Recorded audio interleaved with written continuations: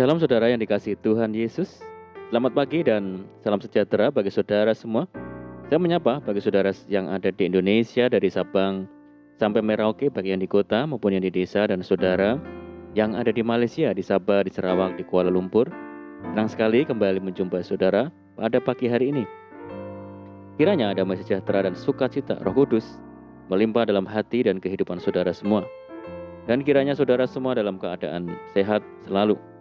Selamat datang kembali di Pokok Anggur bersama saya Yosia Krisbianto. Mari saudara, sebelum kita bersama-sama merenungkan firman Tuhan, mari kita bersatu di dalam doa. Bapa di surga, Bapa yang baik, yang penuh dengan kasih karunia, Bapa yang kami muliakan, di dalam nama Tuhan Yesus, kami mengucap syukur oleh karena pertolongan dan penyertaan Tuhan di sepanjang malam dalam istirahat kami, sehingga kami boleh melewati malam hari dengan penjagaan dan perlindungan Tuhan, semua karena berkat pertolongan Tuhan. Pada pagi ini kami kembali rindu untuk merenungkan firman-Mu.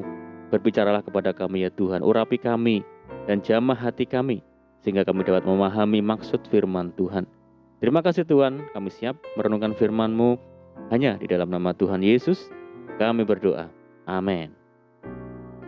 Baik saudara, kita akan membaca bersama-sama di dalam Matius 13 ayat yang ke-44. Hal kerajaan surga itu seumpama harta yang terpendam di ladang, yang ditemukan orang, lalu dipendamkannya lagi. Oleh sebab sukacitanya pergilah ia menjual seluruh miliknya, lalu membeli ladang itu. Puji Tuhan. Saudaraku, semua orang pasti memiliki tujuan yang hendak dicapai dalam hidupnya. Ada yang ingin menjadi kaya atau hidup berkecukupan, berhasil dalam studi, bisnis lancar, atau menempati jabatan atau posisi penting di sebuah perusahaan. Dan masih banyak lagi. Untuk mencapai tujuan itu, orang berjuang dan berusaha sedemikian rupa karena tahu bahwa hasil yang akan diperoleh ditentukan oleh usaha dan kerja keras yang dilakukan. Semakin giat orang berusaha, semakin dekat kepada tujuan. Sibuk mengejar perkara-perkara jasmani atau duniawi adalah sah-sah saja, asalkan kita tidak melupakan perkara-perkara rohani yang tentunya jauh lebih berharga dan mulia. Karena itu, harus ada keseimbangan di antara keduanya.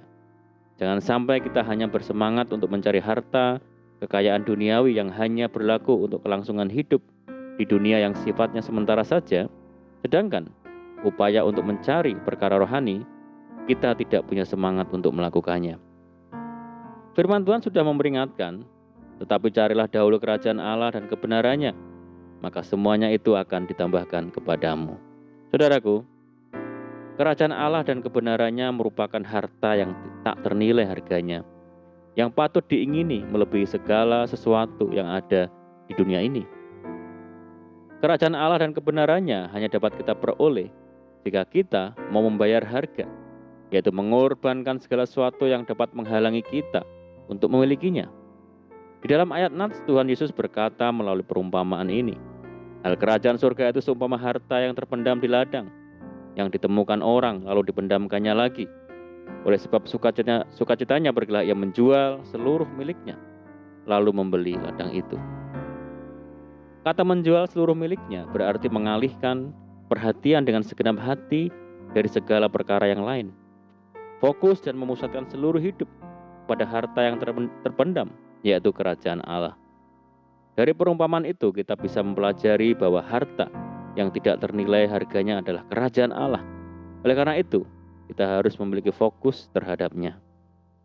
Apa yang menjadi fokus hidup saudara saat ini?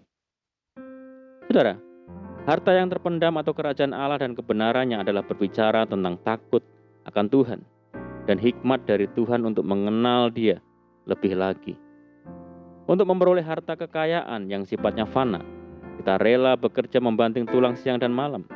Demikian juga seharusnya kita lakukan untuk memperoleh harta rohani yang jauh lebih bernilai dan berharga daripada harta yang ada di dunia ini. Karena itu, carilah Tuhan dan kekuatannya. Carilah wajahnya selalu. Selagi kita masih sehat dan keadaan baik-baik, jangan pernah sia-siakan waktu dan kesempatan yang ada, saudara. Sebagaimana kedisiplinan dibutuhkan dalam menunjang keberhasilan untuk mendapatkan hal-hal duniawi, maka kedisiplinan juga berlaku untuk perkara-perkara rohani.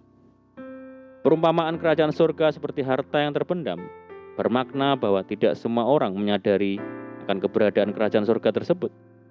Hanya orang yang mau berusaha, mau menggali, atau mau mencari tahulah yang menyadari keberadaannya. Orang ini digambarkan akan menjual segala miliknya, yaitu harta benda duniawinya yang dianggapnya tidak lagi berharga atau tidak sepadan nilainya bila dibanding dengan harta rohani yang baru ditemukannya. Orang-orang yang berjerih lelah mencari perkara-perkara rohani atau mengutamakan kerajaan Allah dan kebenarannya akan mendapatkan berkat yang jauh lebih besar dibandingkan dengan mereka yang tidak sungguh-sungguh atau lalai melakukannya, saudara. Sebab di dalam tiap jerih payah ada keuntungan.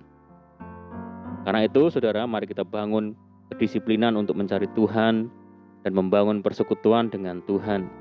Firman Tuhan berkata, sebab kamu tahu bahwa dalam persekutuan dengan Tuhan, jerih payahmu tidak sia-sia.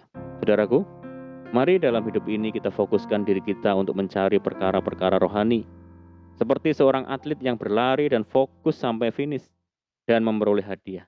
Demikian juga kita harus fokus dan terus berlari untuk memperoleh hadiah, yaitu panggilan surgawi dari Tuhan Yesus Kristus. Amin. Puji Tuhan, mari kita berdoa. Bapa di surga, Bapa di dalam nama Tuhan Yesus, terima kasih buat firman-Mu ya Tuhan. Ajar kami Tuhan untuk fokus terhadap harta yang terpendam, harta yang tidak ternilai, yaitu kerajaan surga. Ajar kami senantiasa untuk mengutamakan perkara-perkara rohani, dan ajar kami fokus dan bertekun, sebab ada upah yang menanti kami. Terima kasih ya Tuhan. Saat ini kami menyerahkan hidup kami hari ini ke dalam tangan Tuhan. Berkati kami ya Tuhan, berkati segala usaha kami dan pekerjaan yang kami lakukan lewat tangan-tangan kami. Berkati pelayanan kami hari ini dan jadikan kami hari ini berhasil dan beruntung. Sertai kami hari ini dengan penyertaan Tuhan yang sungguh sempurna.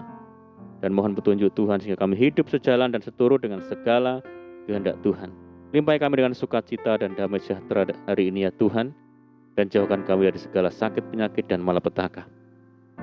Berdoa bagi kesejahteraan kota kami, desa kami, daerah kami, dan bangsa kami yang saat ini menghadapi pandemi. Mari Tuhan berkati daerah kami, pulihkan negeri kami. Terima kasih Tuhan. Ini doa kami ya Tuhan. Kami percaya Tuhan mendengar seruan doa kami. Hanya di dalam nama Tuhan Yesus kami berdoa. Amin. Puji Tuhan saudara, kita sudah berdoa. Kita percaya penyertaan Tuhan selalu ada menyertai kita hari ini. Dan mari kita tetap hidup mengandalkan Tuhan, tetap menaruh harap hanya kepada Tuhan. Saya ucapkan selamat pagi, selamat hari Minggu, selamat beribadah. Doa saya menyertai saudara semua. Tuhan Yesus memberkati. Haleluya.